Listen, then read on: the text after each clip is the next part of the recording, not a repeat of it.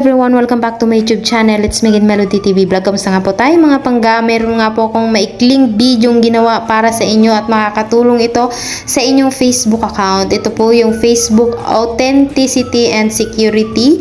Ito yung identity confirmation na kung saan magkakaroon po tayo ng ID or magsasubmit po tayo ng confirmation ID. Ayan, nakapag-submit na ba ang lahat sa Facebook? Ayan, kung tatanungin nyo para saan po ba ang ID? Siyempre para ito sa authenticity ng inyong account o sa ating account sa ating Facebook. Number 2, para din ito sa security ng ating account sa ating Facebook. Ayan. So, kung gusto mong malaman, ito na nga kung paano sundan mo lang tong video ito at sisimulan ko na nga po kung paano mag-submit.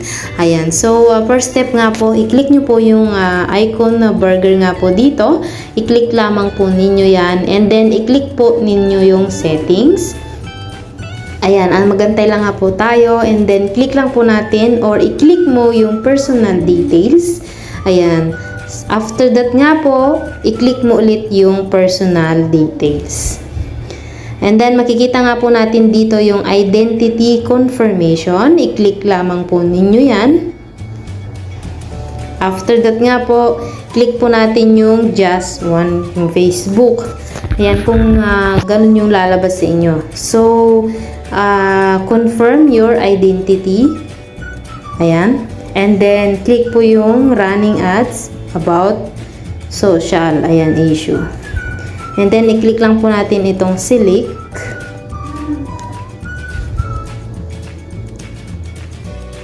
Ayan, mamimili po kayo dito ng bansa kung saan po kayo lugar ngayon. Ayan, so ang pipiliin po natin is yung Pinas. Ayan. Click lang po natin yung Pinas. After that nga po, ganito po yung front po. I-click lang po natin yung personal ID. Ayan, click lang po natin yan. After that nga po, i-click lang po natin yung upload ID.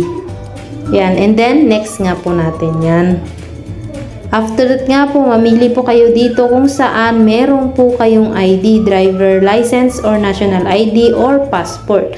Ayan. So, i-click nyo lamang po yung show more. Lalabas po dyan yung iba pang ID na pwede natin gamitin dito. So, gagamitin nga po natin is yung ating passport. Ayan. And then, click lang po natin yung next. Ayan.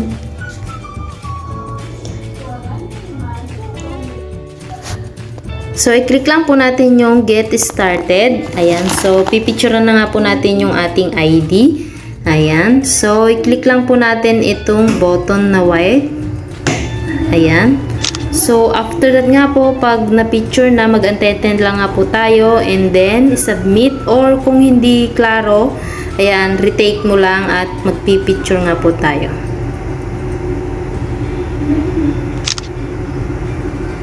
Ayan. Antay lang nga po tayo. Ayan. So, submit na nga po natin yan. So, makikita nyo is uploading your information. So, this could take a few minutes.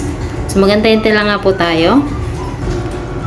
So, after that nga po, tapos na. Click lang po natin yung finish. Kung makikita nyo po dito, ayan, ibasahin nyo na lang po. Ayan, thank you for submitting your information. Ayan, mag-antay lang nga daw po tayo ng 48 hours hanggang sa makatanggap tayo ng notification. At i-update nga po tayo ni Facebook. So, submit na lang po natin yung finish. Click lang po natin yan. After that nga po, yun nga pong sabi niya, mag-antay lang nga po tayo ng 24 hours. Ayan. So, sana nakatulong itong video ito. Bigyan nyo naman ako dyan ng like, share, comment, at subscribe. Huwag mo na din kalimutan. I-click ang bell button para ma-notify ka sa susunod kong upload ng video. Maraming salamat po sa panunod sa video ito. See you next upload. Bye-bye po and thank you!